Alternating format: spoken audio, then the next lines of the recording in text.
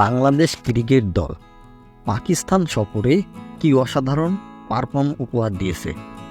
ঠিক ভারতে এসে তার বিপরীত একটা দৃশ্য দেখা দিয়েছে। না ব্যাটিং না ফিল্ডিং, শুধুমাত্র বোলিংয়ে কিছুটা তাদের ধারাবাহিকতা বজায় রেখেছে। ব্যাটিংয়ে একদমই বাজে পারফর্ম উপহার দিয়েছে বাংলাদেশ ক্রিকেট দল। মানে ভারত পাকিস্তানের মুদ্রার এপিট ওপিট দেখালেন বাংলাদেশ ক্রিকেট দল।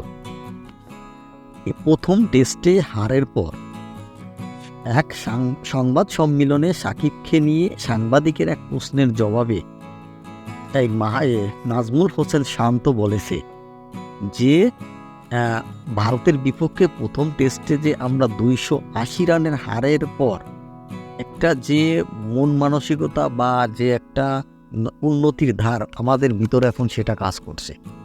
আমরা এখন দ্বিতীয় টেস্টের দিকে তাকিয়ে আছি, আমরা সেখানে হয়তো বা আরও ভালো করব।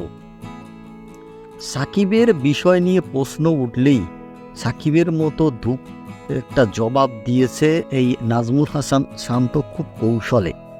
কেন সাকিবের বিষয় নিয়ে এত হয়েছে, মানে সাকিবের মতো একজন প্লেয়ার, এই যে তার বোলিং, যে তার ফিল্ডিং এবং তার হাতে নাকি অস্ত্রোপচার হয়েছে, সে বিষয়ে তিনি একটা সঠিক উত্তর দিয়েছেন।